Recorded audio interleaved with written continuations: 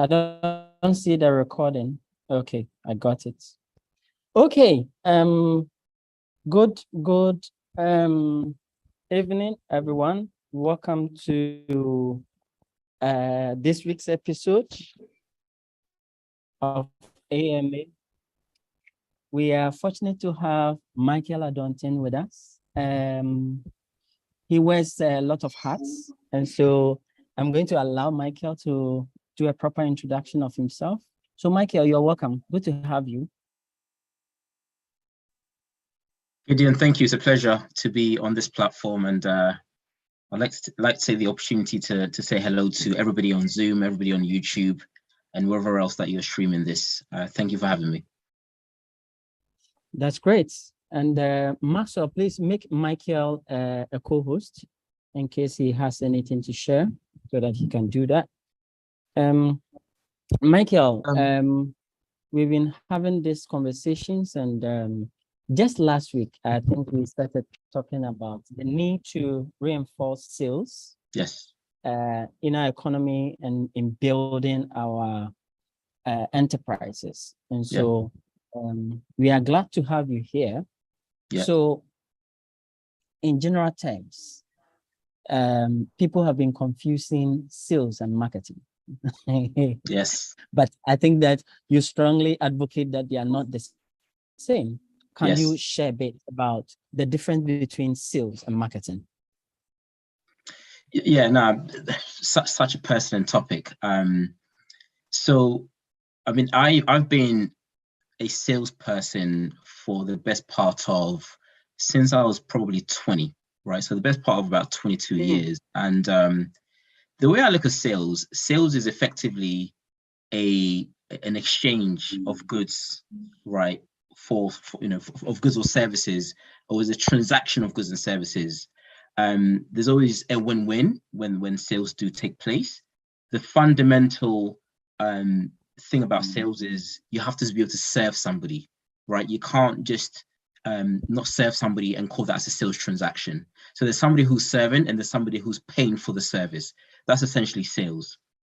Marketing, on the other hand, works very closely with sales, but marketing is effectively allowing you to be able to get your messaging, your products, your offering, your value proposition out there, and therefore your potential customers can know who you are, and that salesperson can go in and obviously transact that sale.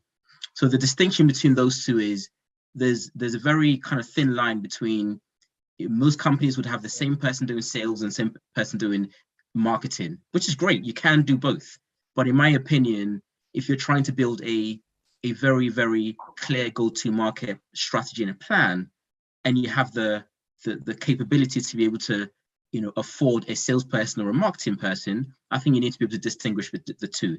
Because there are some skills and traits that salespeople need to have that marketing reps may not have or need to have. So yeah, there's two different roles, but they do complement each other, and they have to work hand in hand. Thank you so much for sharing that with us. And so today we'll be focusing more on the sales bit, because that's a skill that all startups, entrepreneurs, small businesses need. Because what's the use if you have built something very useful and they sit on the shelf? So you just have them at your office without being able to sell them. So now we are looking at the go-to-market sales strategy. Why do we need to have a strategy? Yeah, for me, it's vital, right? There's a saying that goes, if you fail to prepare, you prepare to fail, right? So for me, planning is fundamental in everything that you do. My wife normally teases me to say, Mike, you like planning too much. Like everything you do, you're planning. You're going to a wedding, you're planning. You're going to do your planning.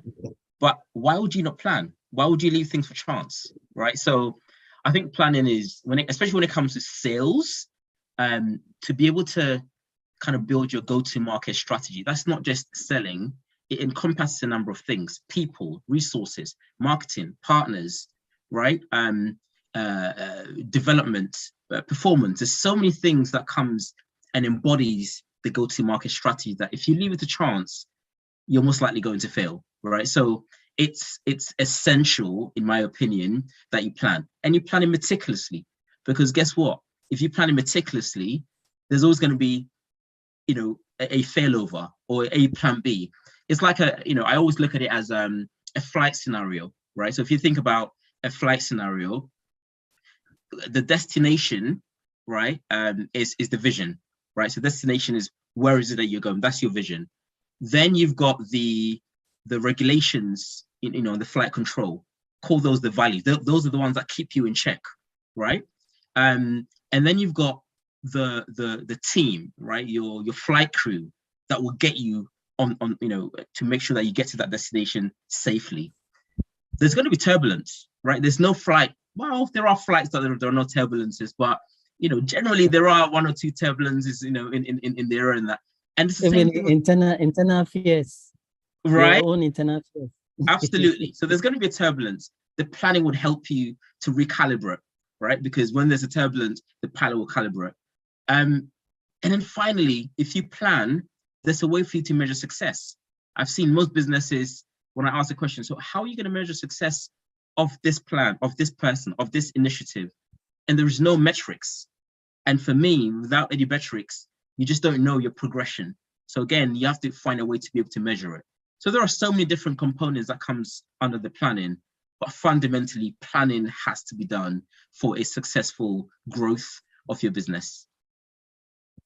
Right, thank you. Definitely. Somebody has the hand up. I can't see the name. It's iPhone. Yes. May you unmute and ask your question, please?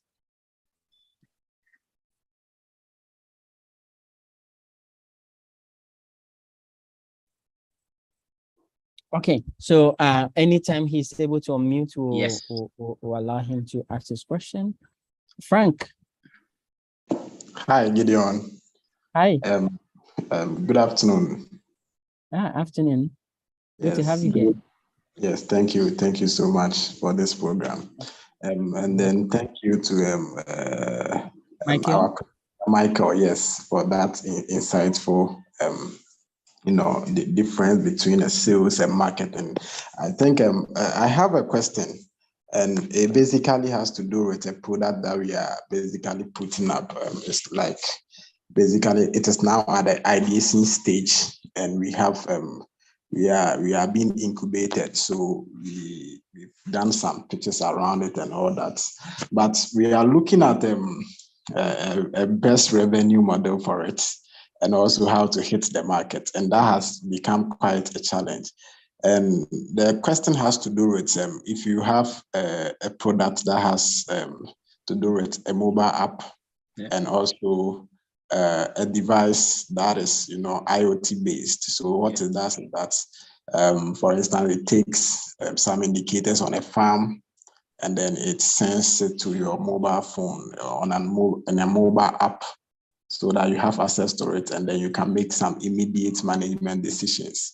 So pricing this model has become something that we are basically looking in-depthly into it.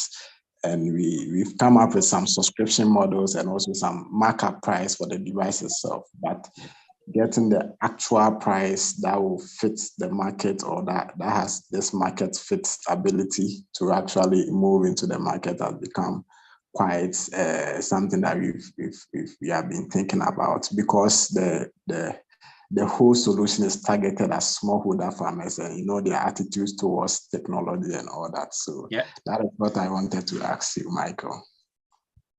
Okay, so is the question the pricing model? Is that the question? Exactly. How are we going to price this? We have a hardware device, and then also software part of the solution. So how are we going to price this? Especially if the target market is smallholder farmers. Yeah. Now that's such an interesting question, and I love the business model. Obviously, I've not kind of dug into it, but I can see the value already. I'm not going to spend too much of this time kind of digging into what it does, and I would love to know the specifics. Maybe we can take it offline, and I'm more than happy to share additional insights. But the way I would look at it And again, this is looking at the lens from, two angles, right? You got to look at what is the problem that you're currently solving. And let me give you an example. You can buy a pair of Nike trainers, right? Jordans, and you may pay, and I'm talking pounds here, apologies, cedis, I'm not sure the conversion and all that, but let's say in pounds, you may pay £200 for a pair of Jordans, high quality pair of Jordans. At the same time, you may pay, I don't know, £50 for another pair of Jordans. For me, how I look at it is the value is in the eye of the beholder. So the reason I'm saying this is because whenever I'm consulting to businesses, the question I ask them is, okay, without your solution, what is the current pain that your potential customers are facing? Because once you can understand the magnitude of that pain or the challenge, then it gives you the leverage to be able to then offer your pricing models. And I'm going to give an example. If the pain is always, without your solution, we can still live, then it's not compelling enough. But if it's a case of what you're offering is something which they can't leave, is something that they need in their lives and their businesses, then it gives you a scope for actually, you know what? Because it's bringing this value to them, that value can be quantified. If you're able to then quantify the value that it's going to bring to your customers, then it gives you scope for how you can think about the pricing models. Specifically, how I can think of it right now, if you've got a software and hardware, in the past, I worked for Oracle, Salesforce. What comes to me is, especially Oracle, you can have a perpetual model, right? Where you devise a plan where it's kind of like consume everything at a fraction of the cost every year, right? So you give them maybe, I don't know, £100,000 a year, and they can use all the hardware and all the software, however many mobile phones, however many software they consume, it's all inclusive. So it's that whole all-inclusive deal. At the same time, you can give them options for the subscription model. If you reach this tier, you're going to have to upgrade and pay X amount. But I'll have to maybe perhaps spend some time with you to really dig into the actual value of what you're offering, and then give you some ideas on what I've seen other organizations price and the different models that they use for their pricing. Sure. Thanks a lot. I think that would be perfect. I think probably Gideon could link us together, and then we can have some chat around it. I will be very glad. Absolutely. Thank you. No problems. And good luck with the products. Thank you. Right. So thank you very much, Michael. Unfortunately, Gideon had to leave us, but I'll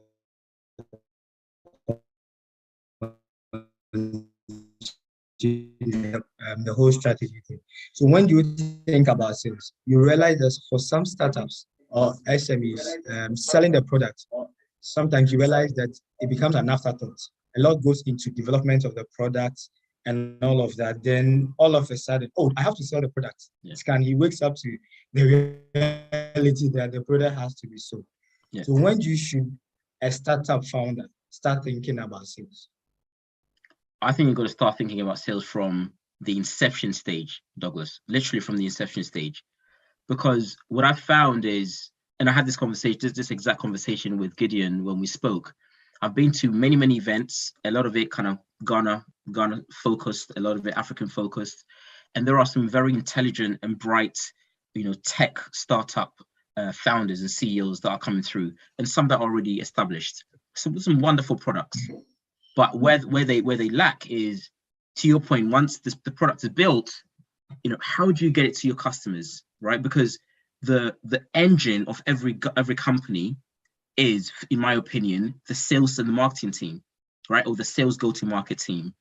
And you can find this through many tech businesses. Their portion of salespeople to the rest of the organization is about 30 to 40%. They hire more salespeople, and therefore they can grow the company. And it depends on your strategy. Are you on a growth or you're on a profit, right? If you're growing, then the more salespeople you can bring in, the more you can develop them and enable them and empower them, the more they can help you grow. So to answer your question, you have to think of it from the start. And I put some slides together, which I'd love to be able to share that with the audience at some point before we wrap up, to kind of run through the Salesforce founder, Mark Benioff. what his thought process was from day one, right? How did he think about building his company? The company now turns over something like 22 billion a year as of March 2022, right? They're growing 24% year on year. He did this because he knew it was something that was vital. And I'll share the methodology with the audience later. But yeah, you have to think about sales from the inception. Don't leave it till late, because the thought about sales can help you shape the business itself. So it has to be thought of from the early stages. Thank you. So looking at, since it's a strategy, I mean, what are some of the things that should go into it? Some of the things that should go, I mean, I'm sure you're going to talk a lot when you start with your session on the methodology, but what are some of the things that goes into a strategy, a sales strategy, so that, I mean, it can guide some of the startups that are participating? What are some of the things that goes into it? Yeah, so for me, the fundamental things you need to think about are, I think of it as people, process, systems, and then profit, right? And obviously your value proposition. You need to think about the people, right? From the people perspective, it's when, people by people, and I'm sure many people have, you've heard this saying many times. You can have the best products, right? If you don't have the right sales team to be able to evangelize the product, you're never going to be able to sell. You can have the best product. If your people aren't passionate to be able to convey the messaging of your value proposition to your customers, you're not going to sell. So people is key. So people, you need to think about things like, do they have a growth mindset, right? Do they like to be are they coachable? Can they work as part of a team? What's their why? What's their story? You've got to really be very much invested in your sales team. So that's the first thing. The people piece is essential. And then the process, right? The process is about, you got to have a process for every single thing. So let me give you an example. So let's say the example which our good friend, the mobile app product, I forgot the name, apologies for that. Yes, so imagine that product. The process could be, yes, you got to think about the process from when you get a lead, when somebody inquires about your services, what should a salesperson do? Because if somebody's new in your organization and they don't know the process, where do they start? Guess what? If I'm new in an organization and I'm not onboarded properly, in the first few months, I'm going to leave. So the experience of the process is important. And you have to have a process for every single thing, from lead generation to marketing, to qualification or discovery call, to closing. Everything has to be logged and documented. What's the advantage? The advantage is that when you're not around, your salespeople know the process to follow, and you don't have to babysit. You don't have to micromanage them. The process is there, and it's a living and breathing document that everybody follows.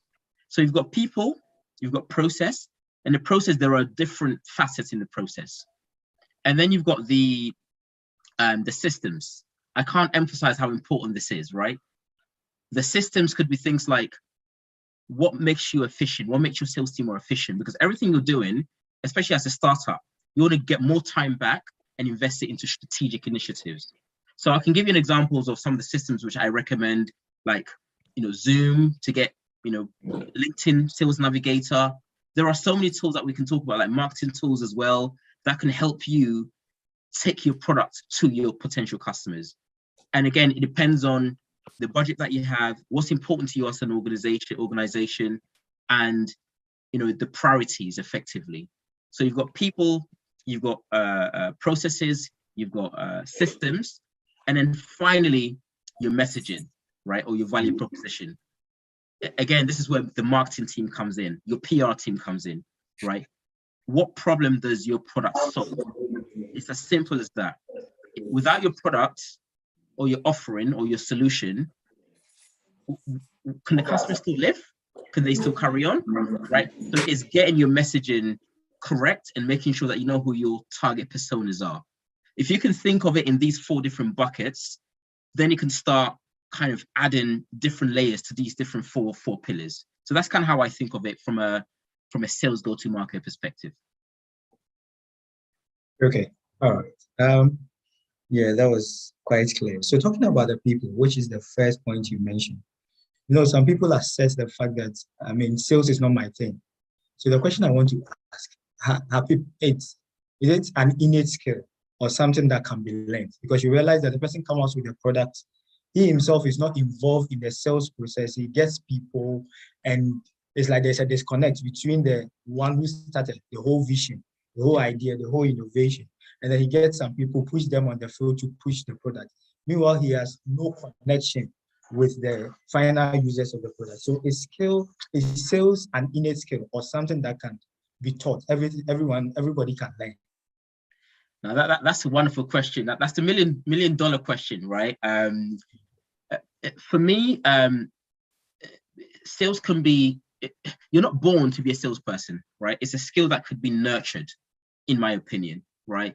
And, you know, there are some core traits that obviously you're born with. For example, your EQ, right? Your emotional quotient. That's something which, you know, they say IQ, you're born with a certain finite level of IQ, but with your EQ, it can be developed. So the greatest salespeople are the ones that are able to empathize, right? They can read the room and they can just sense that maybe Ayanda is a bit quiet. Is Ayanda okay? Is he the economic buyer? Is he the one that's going to sign?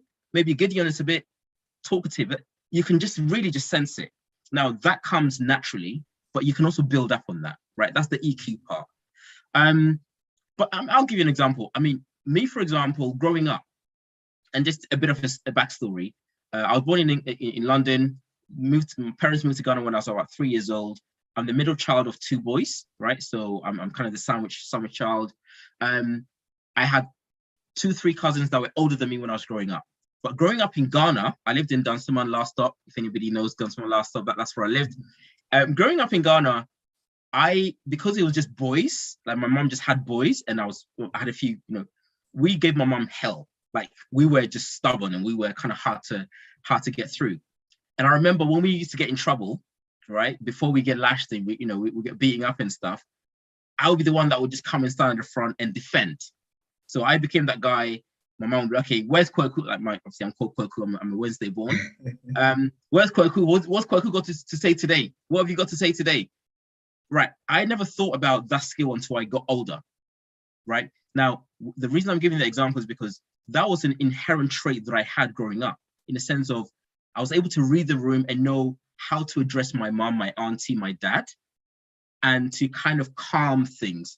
My brothers and my cousins, on the other hand, were not as good, right? So now when I got older and I got into sales, I started leveraging and tapping into that skill even more so to say, oh, okay, I'm reading this room and I can sense that I need to intervene, right?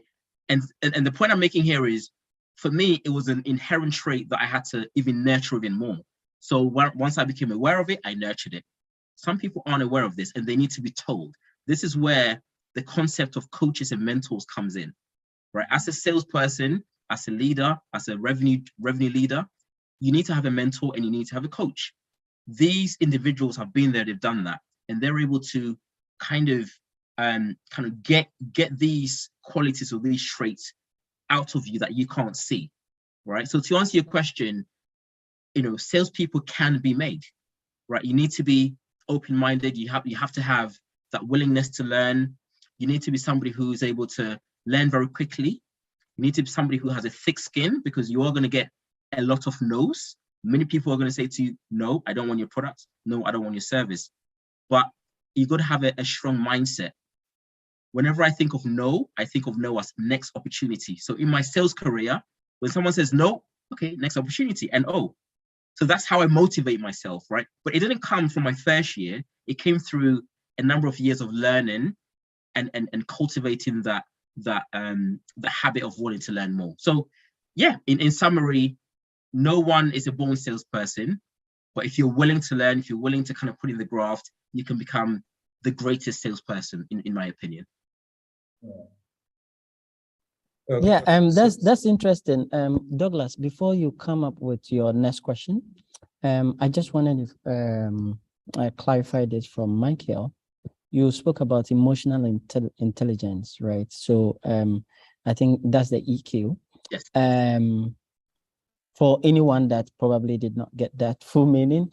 But you see, in our setting, that is a major roadblock for most people because maybe they are very temperamental. And, customers can also give you a lot of hell.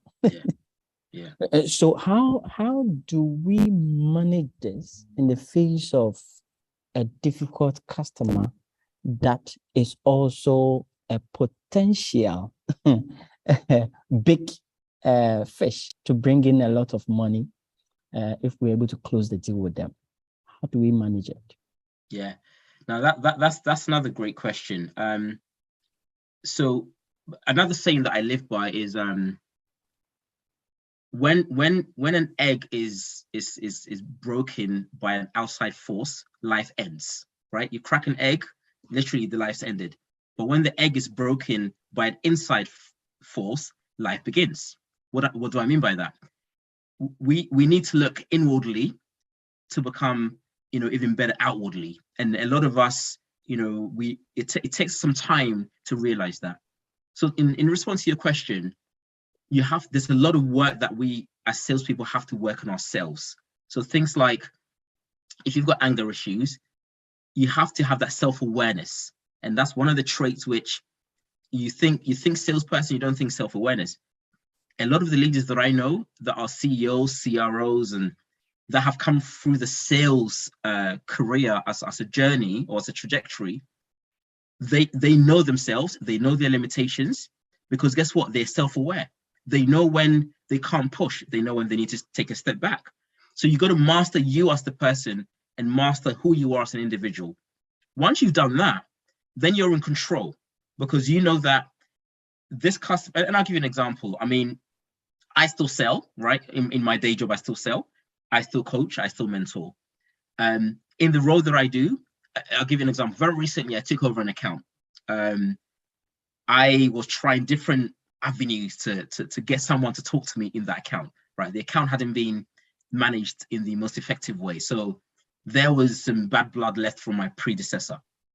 I eventually got talking to somebody, but I kind of, reached out to people who weren't meant to be reached out to. Sometimes in an account, they'll say to you, do not contact this person because they are this person, their CEO or whatever. I went and contacted everybody because I wanted somebody to talk to me. So anyway, I managed to secure a call with one of the kind of senior leaders in the organization. The first 15 minutes was just, they just let it all loose on me, literally, like telling me off and why did you do that? If it wasn't for me having to have my self-awareness and, knowing myself, generally, you're probably going to end up flipping at them, right? But I was very calm. I took on board because I thought about, what is my end goal? What do I want for this relationship? What I want for this relationship is for things to be calm, for things to be amicable, so that they can earn my trust, I can earn their trust, and therefore 6 months down the line from now, I can maybe close a deal with them. That was my mindset. So a lot of things were coming into play when I was getting, talked to in the most, in the most awkward manner possible. I was thinking about composure, calmness, mindset, and everything else. So I think, in answer to your question, Gideon, I think you have to have that self-awareness. You need to be able to build your social awareness, because if you're in a meeting setting, right? And again, there's another book that I read called Crucial Conversations, an amazing book. It tells you when stakes are high, how can you control your emotions and therefore, still continue discussions? Yeah, so you've got to really just be calm, know yourself, know your limitations, have a strong mindset, and think about, what do you want for this relationship? Always think about, what do you want? And if what you want is, I don't want a relationship, then you can end the call, right? If what you want is a long-term relationship, then you've got to take the beating and then try and resolve it. It's not easy, right? Easier said than done, I know that, but it's not easy. But I think once you have that, that willingness to be able to apply these skills, you become a master at it. It's an art and a science. It takes time, but eventually you become a master at it. All right. Okay, thank you very much. So touching on the process, you've been mentioning closing the deal and all of that. You realize that Some people come in with a lot of information for the potential clients, and at the end of the day, they don't close the deal. So looking at the process, where does it end? We know we have some closing techniques. Can you touch on that? Because you realize that some salespeople, especially the amateur ones, they come in, talk a lot about the product and all of that, and they find it difficult closing the deal because, you know, at that point, there's a bit of tension in terms of decision making by the customer. So how do you manage that? So can you touch on the closing techniques to help close the deal? Because it's not enough to provide information. You need to close the deal. Yeah. Now, again, great question, and it's probably another whole hour to talk about closing deals, right? That's a whole different session on its own. However, before we talk about closing the deal, in my opinion, if you do all the pre-steps to closing the deal should close by itself with very minimal effort from you. Some people I've been in situations in the past where when I started my sales career, thinking I want to close the deal, but you haven't done all the right steps. And what do I mean by all the right steps? Okay, you need to start with, you know, the intelligence. Even before you contact the potential customer, you know, look at the market, look at their website, the annual report, look at the individual. What are the pain that they're facing? What's the trend going on in the industry? And then try and have that, you know, peer-to-peer engagement with that person. When you first connect with the person that you want to sell to, the first thing you want to be able to get across is you need to bring credibility. Oh, this Michael knows what he's talking about, or Mommy knows what she's talking about, or she knows my industry. Oh yeah, I can trust her. Okay, great. Now, let me just open up to Mommy a bit now. So that's the first thing. And then where you got to go to work is what we call the discovery, right? And in the discovery, again, it's a whole different session on discovery. What you want to be able to find out are things like, okay, tell me how you do things currently, because I want to understand how you're doing things right now. They may tell you, okay, this is how I do it. Okay, what is the pain? What is the challenge that you're facing based on how you're doing things right now? And all you're doing here is you're seeking to understand before being understood. Another book that I recommend is 7 Habits of Highly Effective People by Stephen R. Covey. One of the habits is seek to understand before being understood. I see many salespeople going into, you know, trying to pitch a product, and they talk all about their product. But hold on, you know, how do you know your product is going to fit the need that they have? Find about their needs. So ask questions and listen. A lot of salespeople do not listen. They talk out and they think about the next question. It's not about that. It's about listen for what's not being said. So I'll give you an example. It's like an iceberg. You only see 20%. You don't see the 80%. The great salespeople will ask one question and they'll uncover the 80%. And guess what? You want to put a finger on.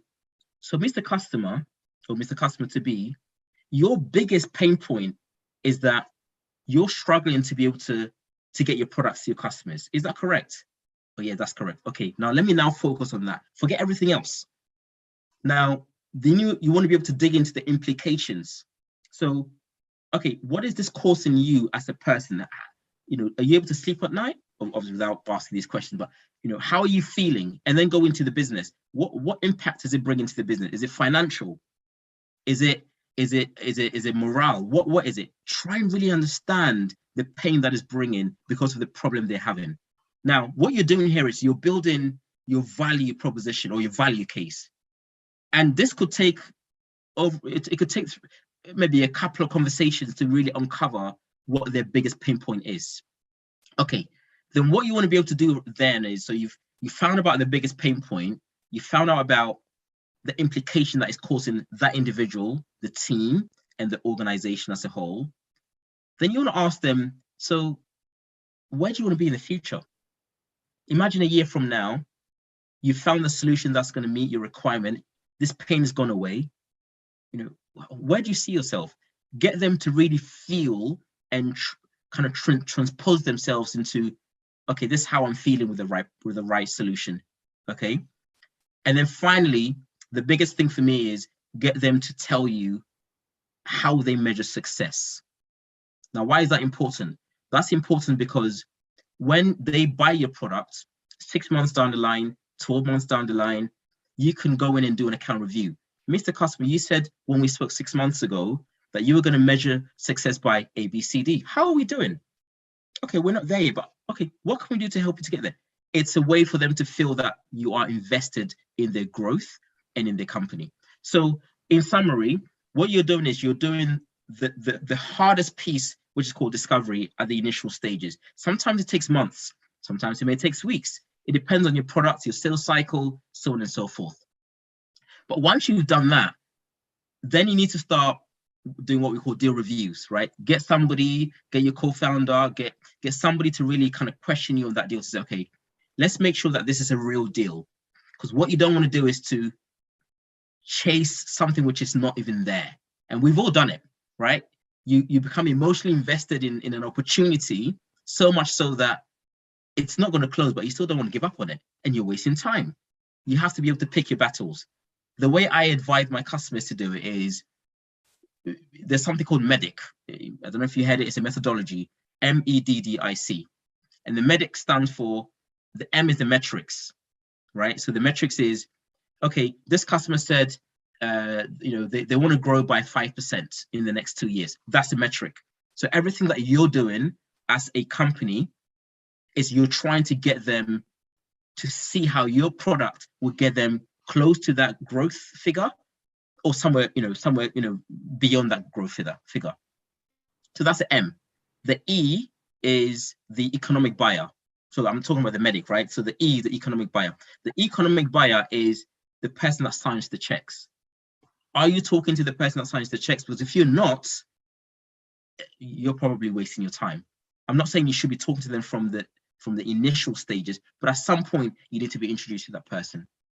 So that's the ME. The first D is the decision criteria, because before anybody buys anything, in their mind, they have to tell you, okay, I'm going to buy it because you need to tick A, B, C, D boxes.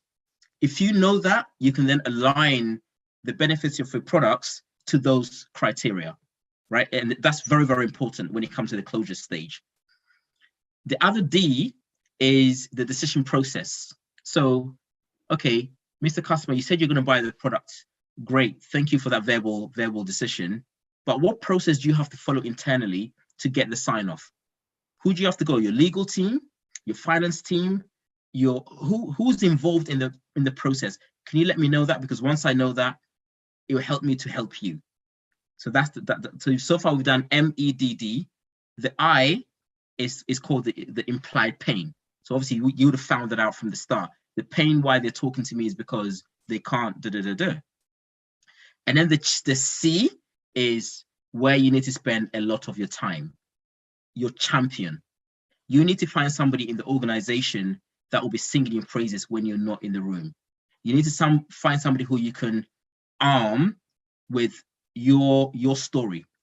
I'll give you an example. Not all the time would you have the opportunity to be able to meet the board of who you're selling to or meet the decision makers, but you can make friends with somebody in that organization who is quite influential, likes you, likes your product, knows the value of your product. And if you're not there, they can just say, hey, yeah, I've been talking to Francis. The product that Francis is selling to us is going to help us to grow by 5%. This is how it's going to help us grow by 5%. This is where they've done it before. They've helped a customer that's similar to ours, to grow by 4%. And they're basically telling their CEO of your potential customer exactly what you'll tell them, but you're not there. So the champion piece is somebody who you need to build. And I have not closed a deal maybe in the last few years where I don't have a champion. But as salespeople, we become accustomed to our old way of selling that we forget to build champions. And for me, it's something which is fundamental. So imagine you've done all of that, right? You know what the metrics are, you know who signs the checks, you know their decision process, you know their decision priority, you know the pain that you're solving, you built a champion. When it comes to closing the deal, it's really a case of, hey, champion, when are you going to sign that check? When are you going to help me sign the check? It will close by itself. But if you don't do the pre-work, it's never going to close. So sorry, I've gone kind of, a whole 10 minutes to get there, but I wanted to kind of emphasize the importance of that. It's very important. Yeah, Ayanda has a question. Follow up to that. Thank you so much, colleagues. Thank you so much, Gideon, and good to see you, brother, and other colleagues. My name is Ayan Denise from Softstart BTI. We run an incubator in Johannesburg. I'm happy to see other colleagues that I'm familiar with online. On the issue of the closing the deal, we are dealing with, from our side, the techies, right? Tech companies, and most of these guys are innovators. Yes. They are not really comfortable. They are not good public speakers. They're not comfortable in terms of selling. Yes. Of course, from time to time, we run quite a number of masterclasses, pitching masterclasses. Maybe from your side, what other, perhaps advices would you give in as far as making sure that they become much more comfortable in terms of, selling their products to potential clients? Thanks. Yeah. Now that's a great question. And I say it's a great question because I've spent my entire career, selling technology, right, for the last 20 years. I've dealt with techies, i.e. hands-on proper coders. I worked at a company where our CEO was running the sales. And if I'm being frank, he wasn't doing a great job. He was a techie. He wasn't a revenue person. So I can empathize where you're coming from. My advice, and again, we can explore this, beyond today, but my advice would be is simplicity, right? When it comes to, because the way the technologists, the way they think is they think they think differently to how commercial people think, right? Because commercial people are always thinking revenue, the how. The techies are thinking functionality and feature.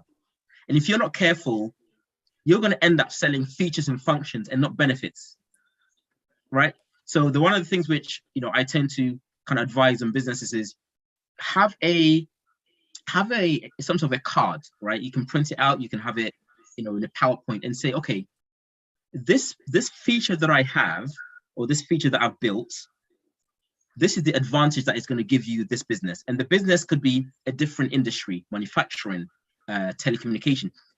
Every feature would be applied differently in a different industry. We need to remember that, right? But what you then need to have is the benefit. So think of it as FAB, F-A-B. Feature is the tech stuff. Advantage is it would allow you to. So this feature would allow you to. That's the advantage. The B is the benefit. That's where you got to go to work.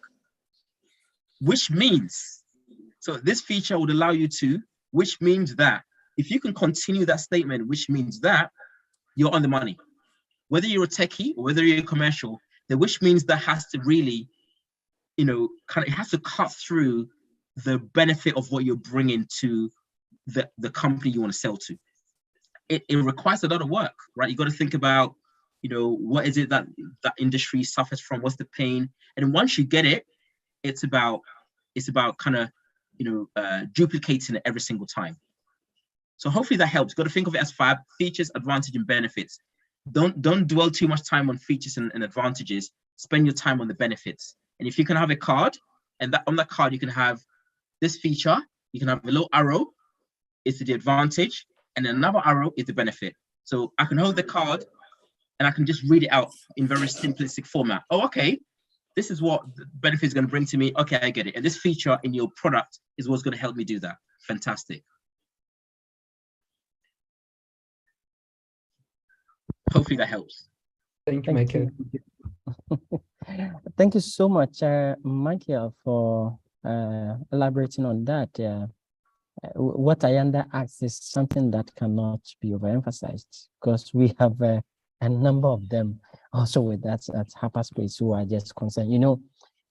Techies work with passion. So they've seen a problem, they want to solve it, and that's all. They're not thinking about how would this bring in money? How would this be self-sustaining? So always aligning to the benefits and what is in it for the customer is something that is very good. And at this point, I think that I would like to declare to all those online that Michael seeks to run a webinar that is going to go into the depths of go-to-market sales strategy. And so be on the lookout so that you can benefit more from this. So Michael, yes, we have spoken about enterprises having strategy, right, for their go-to market strategy, and also the fact that now we need to manage our emotional intelligence very well. And I think you've done well outlining the things that we need to do before closing the deal. But what you said that I want to follow up on was that if you're able to go through the steps very well, it will be self-closing. Yes. But we also understand that even though we might get all the metrics right, the deal might not work. How do we pick ourselves up? How do you advise that we go about reflecting on what happened? How can we ensure that we learn from that process going forward? Yeah, I mean, for me, a lot of organizations will have what we call the deal review sessions, right? If you're a salesperson, you do deal win reviews. Many sales people do it, and it's exciting because you won a deal and tell us how you won it, give us a story. But very, very minimal thought goes into the deal loss review. But that's where all the learnings comes from, right? So whenever I start an organization, or when I'm consulting, the question I ask them is, when was the last time you did a deal loss review? Or do you have a portal where your salespeople can go in there and read up on how this person lost this deal and some of the learnings they can take from that? So one of the things which I recommend is, in addition to having deal win reviews, you got to have deal loss reviews.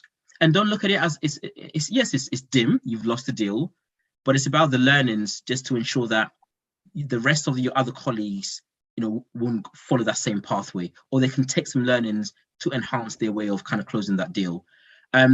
It takes a thick skin to be able to conduct an effective, deal loss review, because we're all emotionally attached to our deals, and when you lose a deal, it doesn't matter how small or how big. It's just being able to detach yourself from that. And look, I've lost many deals in the past, and I think the deal loss reviews makes me reflect on next time when I'm at this phase, or when I'm at this stage in that buy cycle or the sales cycle. Let me make sure that I've got all the ticks.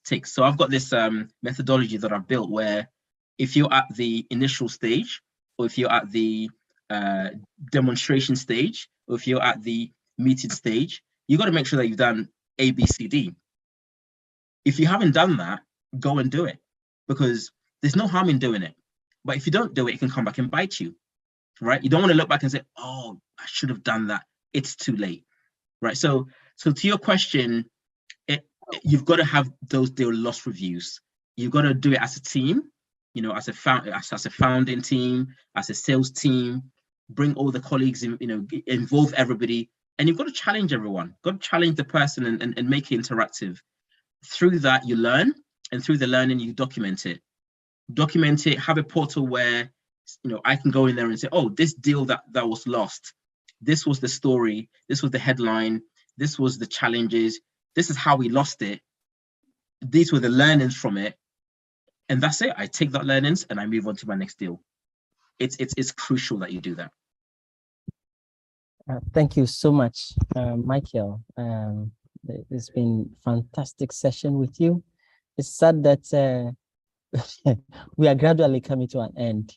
We only have 6 minutes more, so let me give the opportunity to the others on the call. Anyone with a nagging question that you want to ask? Otherwise, I'm going to ask my final question. Before somebody raises up the hand, let me be fast at asking mine. There are a number of us here I see that are running innovation hubs. And technically, we are not selling products, but we have a service we render, and we write proposals to government institutions, donor agencies, and so forth. And a number of them no matter all the effort you put in, you don't even hear from them. Should we begin to see this as one of the sales strategies we need to pursue, and also the field sales reviews that we need to undertake? Do you think that we should begin to see that as a sales thing to pursue? Yeah, I see that as an opportunity to kind of fine-tune that process. And when I use the word fine-tune carefully here, because when it comes to public sector and governments, it's a kind of whole complete different beast, right? They don't operate the same as kind of private sector. So I'm using my words carefully. But I think having, I've worked in private sector pretty much all my sales career, but I have got colleagues, and probably 1 year of my sales career, I think I did some public sector stuff. The one learning that I take away is, it's one, obviously building relationships and all of that, but beyond that, it's knowing who your ideal customer profile is. Call it ICP, right? Ideal customer profile. Let's call the government as a potential customer in this case. You've got to be able to understand, if you get an RFP come in, very quickly know, okay, this is a typical one that we can win, and this is a typical one that we've lost many times in the past. The ones that you've won, because you know what your winning kind of triggers are, spend time on it because you have a chance of winning it. But the ones that you are regularly losing out on, either you learn and kind of fine tune that to a way which allows you to win or to kind of progress in the RFP process, or you actually say, do you know what, we're not going to bid on this one because guess what, this is not our battle to win. I think this is the bit where, if you know who your ideal customer profile is, or your ideal government profile is, the minute it comes in, okay, this is one that we can win.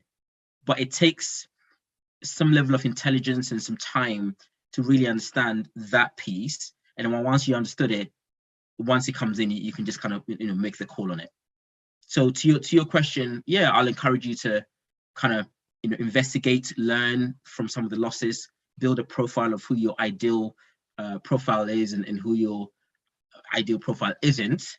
And then based on that, you pick and choose your battles wisely.